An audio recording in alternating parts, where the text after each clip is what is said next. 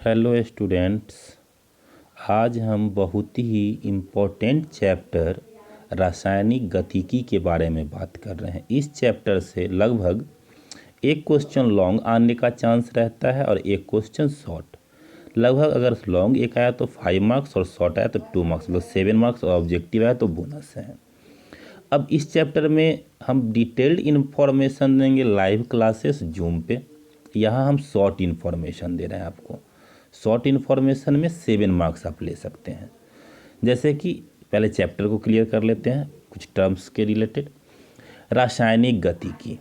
रासायनिक गतिकी कहने का मतलब क्या है, आप देख रहे होगा डेफिनेशन। रसायन विज्ञान की वह शाखा जिसके अंतर्गत रासायनिक अभिक्रिया का वेग, उसकी क्रिया विधि, अभिक्रिया के वेग को प्रभावित करने वाले कारकों का अध्ययन किया जाता है। जैसे कहने का मतलब क्या है मेरा कि किसी भी अभिक्रिया को करते हैं, जैसे मान लीजिए आप कागज़ ही जलाते तो वो भी एक अभिक्रिया है।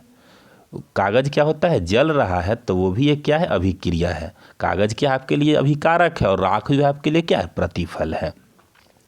तो A इज इक्वल टू अगर P लिखेंगे, मतलब R इज इक्वल टू अगर P लिखेंगे तो रिएक्टेंट आपके लिए कागज़ और प्रोडक्ट आपके लिए क्या, आपका राख हो गया। अब दूसरी बात है, ये अभिक्रिया हो कैसा कैसा सकता है, तो इसमें 3 बातें को पढ़ना है। अब इसको प्रभावित करने वाले कारक कौन कौन से हैं। अगर पानी डाला हुआ रहेगा तो कितना इस फास्ट जल पाएगा, नहीं जल पाएगा। तो कहने का मतलब ये है कि अभिक्रिया के वेग को प्रभावित करने वाले जो कारक होंगे उनके बारे में पढ़ेंगे, उसकी क्रिया विधि के बारे में पढ़ें, कैसे वो काम कर रहा है, कैसे अभिक्रिया हो रहा है, और उसके वेग के बारे में बात करें तो कैसा स्पीड उस अभिक्रिया है। तो रासायनिक अभिक्रिया के वेग के आधार पर मुख्यतः 3 प्रकार के रासायनिक अभिक्रिया को हम लोग देखते हैं। Fast reaction, moderate reaction and slow reaction. जैसे फास्ट रिएक्शन, कागज़ को तुम जलाए विदिन अ सेकेंड क्या होगा, वो जल जाएगा। मिनट लेगा, 1 मिनट लेगा मैक्सिमम एक का पेपर जलने में। तो पेपर तुम्हारे लिए रिएक्टेंट है और राख तुम्हारे लिए क्या है, प्रोडक्ट है। दूसरा है मॉडरेट, जो कुछ टाइम ले, जैसे सब्जी बनाते हो, खाना बनाते हो, चावल बनाते हो। ऐसा थोड़ा है कि चावल तुम डालोगे कुकर में और तुरंत बन के रेडी हो जाएगा, नहीं। तो ऐसे अभी रिएक्शन को हम लोग क्या कहते हैं, मॉडरेट रिएक्शन, मतलब मृदुल अभिक्रिया। और स्लो रिएक्शन, जैसे दूध से दही बनाना, तो क्या दही तुम डालोगे और दही बन जाएगा, नहीं। दही बनने में टाइम लगेगा, 1 दिन लगेगा। लेकिन अगर वही लोहा में जंग लगना है तो कितना और ज़्यादा टाइम लगेगा, 1 साल भी लग सकता है। तो ऐसे रिएक्शन को हम लोग क्या रिएक्शन कहेंगे, स्लो रिएक्शन कहेंगे। करेक्ट। तो ये था तुमको जनरल इन्फॉर्मेशन। दूसरी बात, अभिक्रिया का वेग, बहुत ही इंपॉर्टेंट टॉपिक। अभिक्रिया के वेग के लिए आप ध्यान देना, वैसी रासायनिक अभिक्रिया जिसमें अभिकारक का सांद्रण घटता है एवं प्रतिफल का सांद्रण क्या होता है, बढ़ता है। इस अभिक्रिया को या इस प्रक्रिया को हम क्या कहते हैं, अभिक्रिया का वेग कहते हैं। जैसे तुम कागज़ लिए, कागज़ तुम जला रहे हो, तो कागज़ यदि तुम जला रहे हो तो अभिकारक जो तुम्हारा कागज़ है वो जल करके घट रहा है और तुम्हारा प्रोडक्ट राख क्या हो रहा है, धीरे धीरे बढ़ रहा है।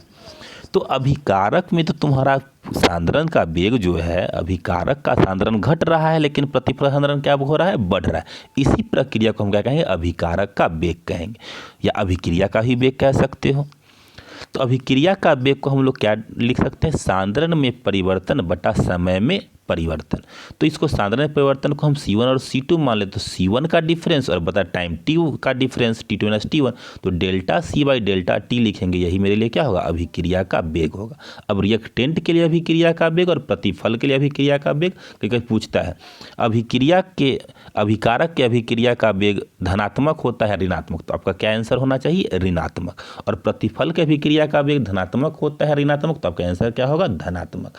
अब ऐसा क्यों, जैसे देखो A is equal to B लिखे, मतलब A तुम्हारा रिएक्टेंट है और B तुम्हारा क्या है, प्रतिफल है। तो जब हम अभी तुरंत आपको बताए हैं कि कागज़ जलेगा तो क्या होगा, कागज़ अभिकारक है वो घटेगा तो माइनस, और राख क्या है, प्रतिफल है वो बढ़ेगा, तो वो क्या हुआ, प्लस। तो कहने का मतलब अब इसमें डिफरेंस है तो minus delta A by delta T, minus लगा के लिखेंगे किसके लिए, अभिकारक के अभिक्रिया के वेग के लिए, वो घट रहा है। और प्रतिफल के अभिक्रिया के वेग के लिए क्या लिखेंगे, plus delta B by delta T। कोई जरूरत नहीं कि A और B हो, A B के जगह पर R और P भी लिख सकते हैं, रिएक्टेंट एंड प्रोडक्ट। अब सांद्रण में परिवर्तन की दर को ये क्या कहते हैं, अभिक्रिया का वेग कहते हैं। अगर इसका इकाई हमको निकालना हो तो सांद्रण में परिवर्तन मतलब सांद्रण, और समय परिवर्तन मतलब समय। तो समय का यूनिट होता है सेकेंड और सांद्रण का होता है पदार्थ की मात्रा बटा आयतन। तो पदार्थ की मात्रा का होता है मोल और आयतन का लीटर इनवर्स बटा में, तो mole litre inverse second inverse. तो यूनिट क्या हो जाएगा अभिक्रिया का वेग का, mole litre inverse second inverse. बाकी जो मैप पे क्लास डाउट क्लियर करेंगे। जो भी बचता है ये 7 मार्क्स का हम लोग ले रहे हैं अभी क्लास। जो भी बचेगा उसको हम लोग कहाँ पे लेंगे, जूम ऐप पे लेंगे, लाइव क्लासेस में सारी बातों को क्लियर करेंगे। अब आता है वेग नियम या वेग समीकरण। अभिकारक के सांद्रण के पदों में अभिक्रिया के वेग का निरूपण वेग समीकरण। अभिक्रिया का वेग जो होता है अभिकारक के सांद्रण के समानुपाती। तो अभिक्रिया का वेग जो लिखेंगे, अभिकारक का वेग जो लिखेंगे, तो वो क्या होगा, K इज इक्वल टू अभिक्रिया is equal to K into अभिकारक का सांद्रण। अब K, तो इसका सांद्रण कैसे लिखेंगे, सांद्रण जो इतना मोल हमको लग रहा है वही ना मेरे लिए सांद्रण होगा।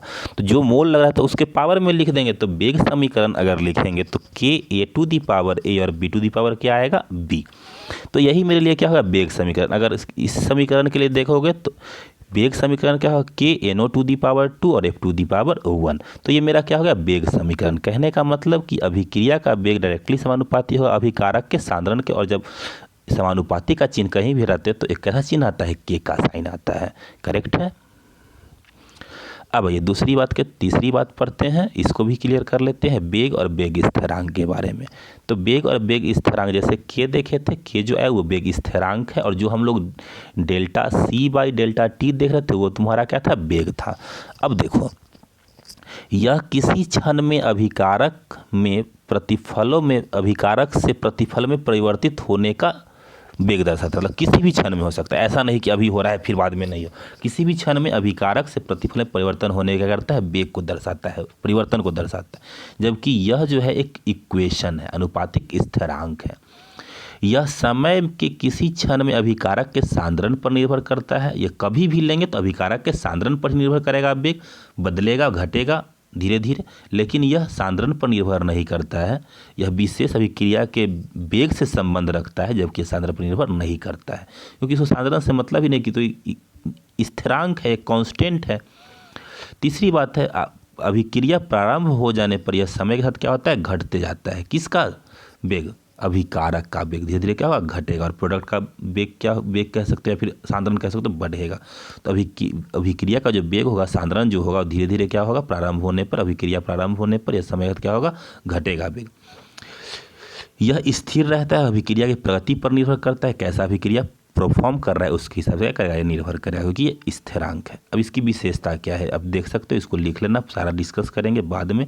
अभिक्रिया का वेग को प्रभावित कौन कौन सा कारण करता है, तो ताप है, दाब है, सांद्रण है, और उसकी स्टेट से फिजिकल भौतिक अवस्था, इसको आप लिख लोगे।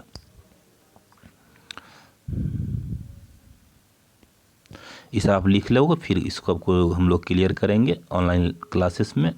अब आता है दो बातें आप याद रखोगे, एक सबसे इम्पोर्टेंट है अनुक्ता और दूसरा है अभिक्रिया की कोटि। अब अनुक्ता और अभिक्रिया की कोटि अगर देखोगे तो यहाँ पर आप ध्यान दो, अनुक्ता और अभिक्रिया की कोटि अगर तुम देखोगे तो अनुक्ता जो होता है यह अणुओं की संख्या पर निर्भर करता है।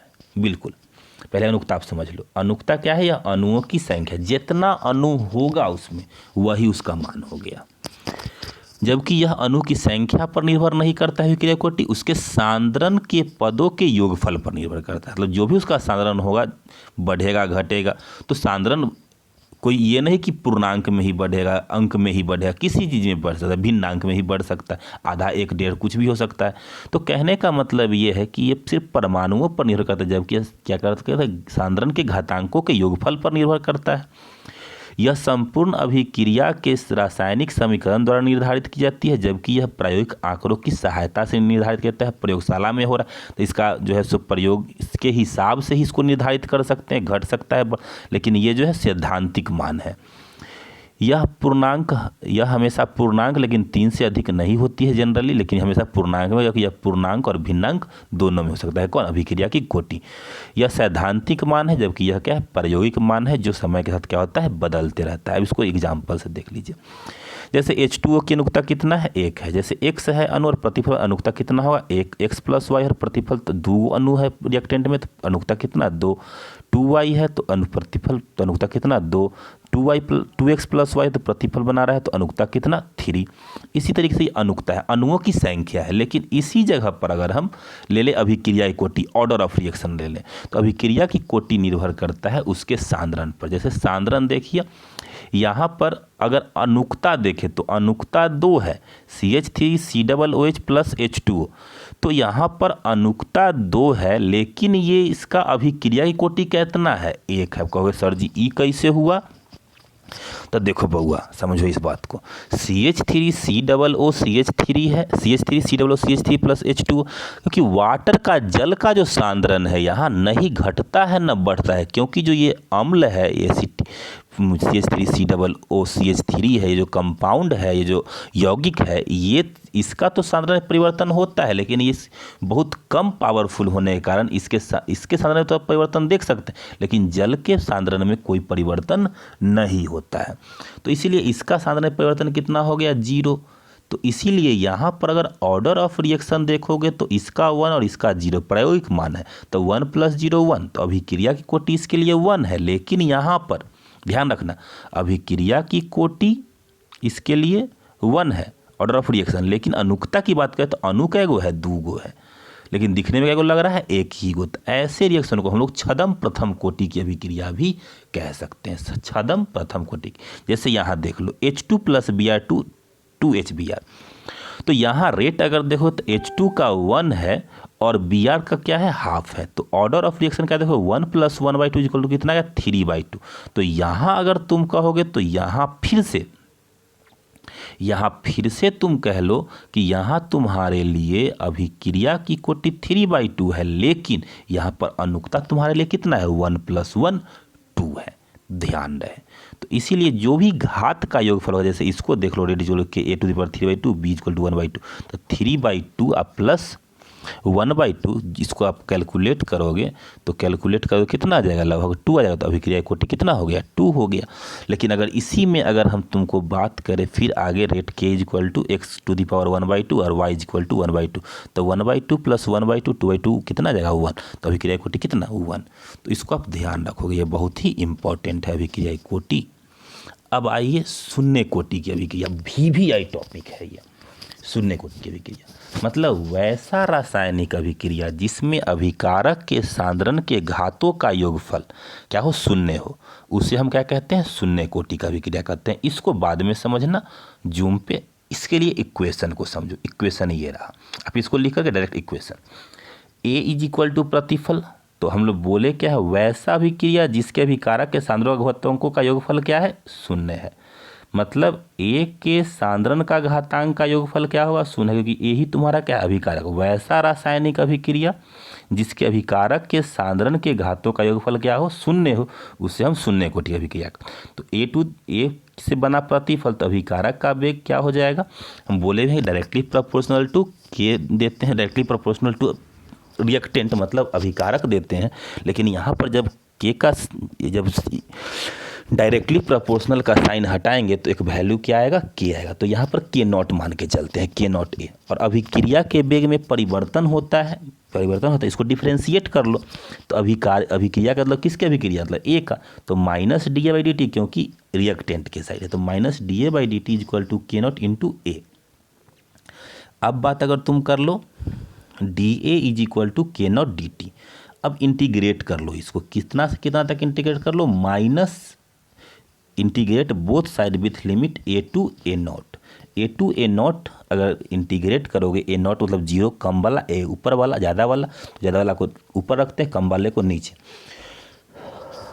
तो इंटीग्रेट अगर करना स्टार्ट अगर करोगे -A to A dA और इधर किसको? T dt को, तो K0 dt को, हाँ K0 dt को माइनस, तो इसको जब इंटीग्रेट करें तो K0 तो बाहर आ जाएगा और T वैल्यू आ जाएगा इसका, T plus integral plus C और इधर वैल्यू अगर हम लेंगे तो क्या आ जाएगा माइनस ए अब minus A naught integral plus integral C क्या हो जाएगा कैंसिल हो जाएगा, तो मेरा वैल्यू क्या बच जाएगा माइनस ए और minus minus plus A to the power 0 जो पावर था और is equal to K naught T. तो A naught A to the power 0 initial concentration इसको कर सकते हैं, इसको फाइनल कॉन्सेंट्रेशन बोल सकते हैं। ठीक है, ए टू दी ए नॉट का मतलब इनिशियल कॉन्सेंट्रेशन और ए की पावर 1 चाहे 0 रखो, ए टू दी पावर ए रखो, इसको फाइनल कॉन्सेंट्रेशन बोल सकते हैं। तो ए तो इसको अगर तुम देखोगे ध्यान से तो क्या देख रहे हो, इसको फिर उलट देते हैं तो माइनस माइनस प्लस हो जाएगा। तो ए नॉट को पहले और ए को क्या लेते हैं बाद में, तो A naught minus A is equal to K naught T. तो के नॉट का वैल्यू अगर निकालेंगे तो minus A naught, K naught का वैल्यू अगर निकालेंगे तो सिंपल सा ए नॉट माइनस ए अब by T, A naught minus A by T minus में रखेंगे। और अगर हम लोग के का वैल्यू निकालेंगे तो के इज इक्वल टू अगर लिखेंगे के नॉट का वैल्यू निकालेंगे तो A naught minus A by T और टी का वैल्यू निकालेंगे तो A naught minus A by K naught. अब यहाँ पर थोड़ा सा ध्यान देने वाले, इसी का अर्ध आयु निकालना है। अर्ध आयु मतलब टी हाफ। तो टी हाफ अगर तुम निकालोगे तो टी हाफ का मतलब क्या, अर्धायु, अभिक्रिया की अर्धायु। अभिक्रिया के ठीक आधा पूरा होने में जितना समय लगता है उससे क्या कहते हैं, अर्धायु कहते हैं। इसे प्राय T1/2 से सूचित करते हैं। तो K इज इक्वल टू क्या हो गया x/t, मतलब K कितना, K का वैल्यू कितना आधा, x/t हो गया। K इज इक्वल टू जानते हैं x/t है, क्योंकि K इज इक्वल टू ऊपर ले लो वैल्यू x और नीचे का वैल्यू ले लो t, क्योंकि x तुम्हारा ए नॉट और a है तो क्या है x ही है। तो K is equal to x/t हो गया और x का वैल्यू क्या तुम्हारा है a/2 और t का वैल्यू कितना है T1/2। तब दोनों को अगर तुम पुट करते हो K में तो K is equal to a/2 x का वैल्यू, क्योंकि अब कहो सर जी x कहाँ से, तो ध्यान दो यहाँ पर t is equal to A naught minus A को x ले लेते हैं और इसको क्या ले लेते हैं k ले लेते हैं, क्योंकि x/k t is equal to x/t। तो k इज इक्वल टू अगर लिखेंगे, एक मिनट, तो k इज इक्वल टू लिखेंगे तो x/t तो आ ही जाएगा। तो k इज इक्वल टू मेरा वैल्यू क्या रहा है x/t। तो a is equal to a/2 है, t इज इक्वल टू 1/2 है, हाफ हाफ हुआ है, दोनों आधा ही हुआ है तो इसलिए आधा लेके चल रहे हैं। तो k is equal to k के लिए x के लिए जगह पर बैठा देते हैं a/2 और t के लिए बैठा देते हैं T1/2। तो क्रॉस मल्टीप्लाई करके k T1/2 is equal to a/2 आ जाएगा, T1/2 बराबर क्या जाएगा a/2 के। तो यही वैल्यू होता है किसके लिए, शून्य कोटि की अभिक्रिया के लिए मेरा क्या हो गया, अर्धायु हो गया। ये प्रोसेस सबसे इजी प्रोसेस है जिससे आप 5 नंबर का कर सकते हो, फाइंड कर सकते हो। इसका यूनिट इधर निकला हुआ है, मोल बाई x/t है तो मोल पर लीटर और टी का क्या है सेकेंड, तो mole litre inverse second inverse. उसी तरीके से अब सबसे दूसरा इम्पोर्टेंट VVI जो है वो है तुम्हारा प्रथम कोटि की अभिक्रिया। प्रथम कोटि मतलब उसका घातांक कितना होना चाहिए, 0 से 1। शून्य कोटि में अभिकारक के सांद्रण का घातांक कितना, 0, इसमें घात कितना 1। अब पढ़ते हैं इसको, जरा सा ध्यान देना। अब इसको ध्यान दो जरा सा, तो क्या लिखा है, वैसी रासायनिक अभिक्रिया जिसमें अभिकारक के अभिकारक को अभिक्रिया की गति, जिसमें अभिकारक के अभिक्रिया की गति किसी समय में अभिकारी पदार्थ के सांद्रण के प्रथम घात के समानुपाती होता है, उसे हम प्रथम कोटि की अभिक्रिया कहते हैं। या फिर कह सकते हो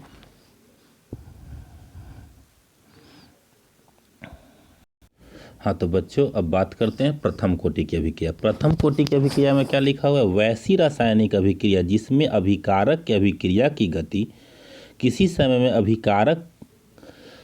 अभिकारी पदार्थ के सांद्रण के प्रथम घात के समानुपाती होता है, उसे हम प्रथम कोटि की अभिक्रिया कहते हैं। या फिर कह सकते हैं किसी रासायनिक अभिक्रिया में अभिकारक के सांद्रण के घात वेग समीकरण में प्रथम कोटि हो, प्रथम हो, एक हो, वेग समीकरण में घात का योग कितना हो, 1 हो, उसे क्या कहते हैं, प्रथम कोटि की अभिक्रिया कहते हैं।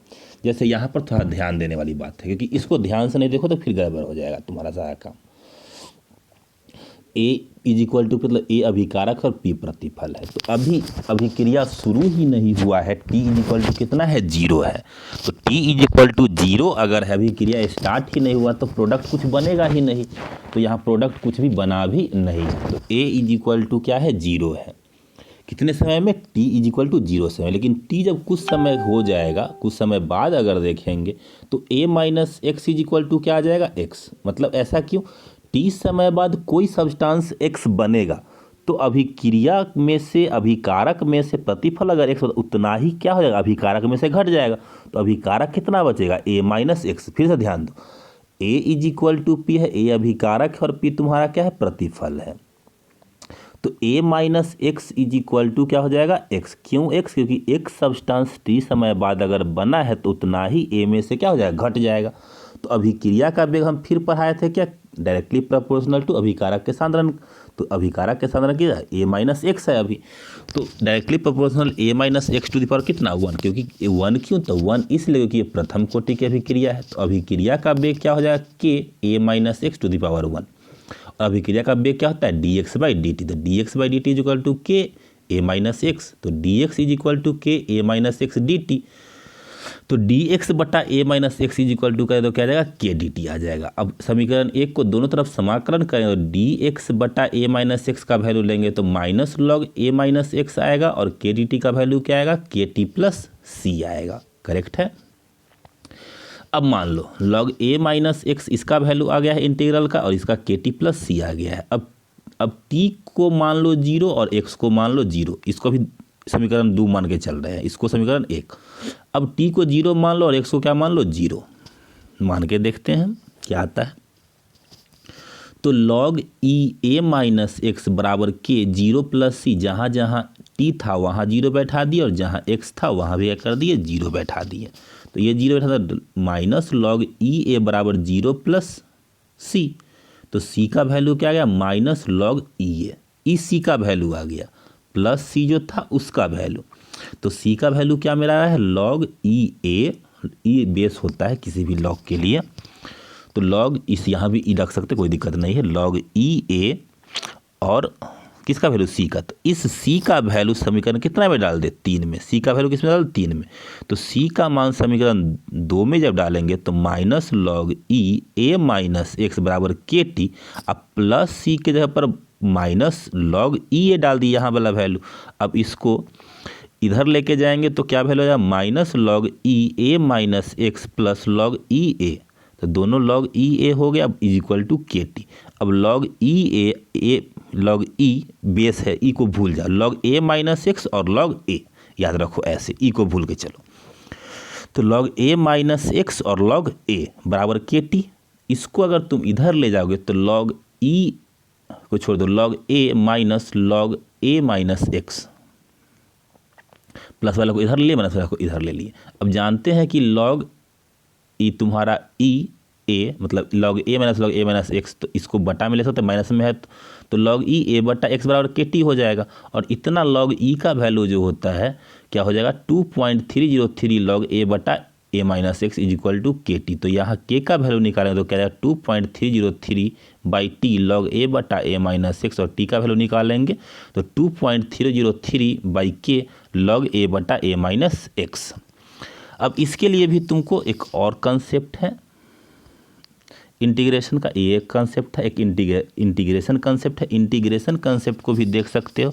जैसे यहाँ पर हम लोग क्या लेके चले थे, A is equal to P, तो A naught A is equal to T. तो ए टी क्या हो जाएगा, टी समय बाद ए माइनस एक्स टी, तो minus D A by D T बराबर ए के ए, क्योंकि ए लेके चल रहे हो तुम, ए और ए टी लेके चलेंगे तो minus D A by D T बराबर के डी टी, क्योंकि यहाँ पर ए, ध्यान रखना इसको कैसे ध्यान रखो, इसको देखो, ए इज इक्वल टू पी, तो ए को ही हम मान ले रहे हैं, ए इज इक्वल टू 0 और A minus x is equal to T. यहाँ पर ए को मान रहे हैं ए नॉट और ए माइनस एक्स को क्या मान रहे हैं, ए टी। ठीक है, ये लिमिट है 0 से टी वाला, लिमिट के लिए हम ले रहे हैं, ठीक ना। और मेरा ये दोनों को मान क्या रहे हैं, इसको हम सपोज कर ले रहे हैं ए, क्या सपोज कर रहे हैं, ए टू दी पावर 1। किस लिए, क्योंकि प्रथम कोटि की अभिक्रिया है।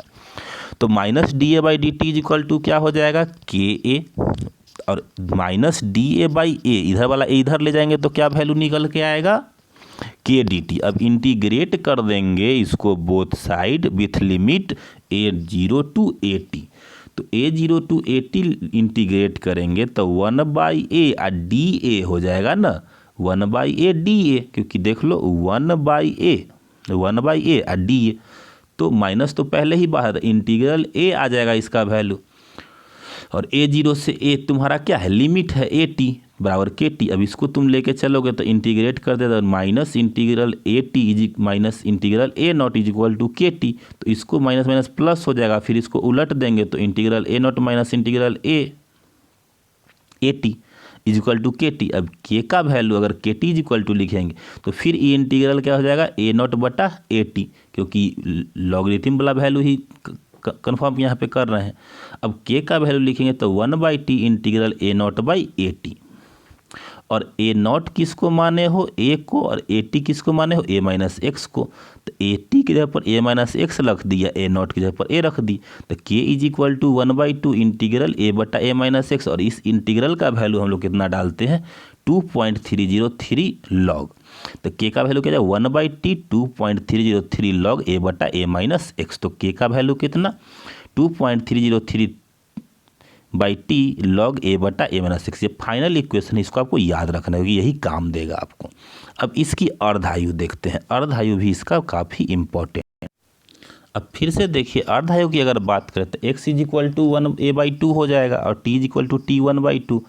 तो K का वैल्यू क्या है, 2.303 बाई लॉग A बटा A माइनस एक्स। तो A का वैल्यू बैठाएंगे A/2, और फिर यहाँ भी A का वैल्यू क्या बैठाएंगे, A/2, सॉरी A का वैल्यू बैठाएंगे A बटा A माइनस एक्स है, हाँ ठीक है। तो x का वैल्यू बैठा देंगे A/2, और t का वैल्यू बैठा देंगे T1/2। तो T1/2 तो यहाँ ऑलरेडी आ चुका है, तो A का वैल्यू अगर यहाँ लेके चलोगे तो देखो T1/2 2.303 बाई की लॉग A 2A बटा माइनस A/2। तो इसको अगर काट के आओगे 2A माइनस A क्या बचेगा, A/2, A कैंसिल हो जाए तो क्या चलेगा, log 2। तो T1/2 2.303 बाई टी log 2, और log 2 का वैल्यू कितना, 0.301। तो इसे मल्टीप्लाई करेंगे तो क्या वैल्यू आएगा T1/2 का, 0.693 बाई के। यही तुम्हारा क्या होगा, T1/2 अर्धायु का वैल्यू। ये भी याद रखना पड़ता है, काफ़ी इंपॉर्टेंट है। किसके लिए, अर्धायु प्रथम कोटि की अभिक्रिया के लिए। अब अंतराल सूत्र है, उसका कुछ न्यूमेरिकल्स है, आर्हेनियस का सिद्धांत है, टक्कर प्रभाव है, छद्म प्रथम कोटि की अभिक्रिया है। ये सारा कुछ जो है हम लोग करेंगे कब, जब लाइव क्लास आएंगे जूम पे, तब। अगर ऐसे ही अगर चाहते हो आगे पढ़ना तो फिर जूम पे जुड़ना पड़ेगा, और जूम पे जुड़ के आगे के क्लास को तुमको कंटिन्यू करना पड़ेगा। ऐसे तुम्हें इस क्लास से सिर्फ अगर इतना वो कवर करते हो तो तुम्हें 7 से 8 मार्क्स आराम से क्या हो सकता है, ऑब्टेन्ड हो सकता है।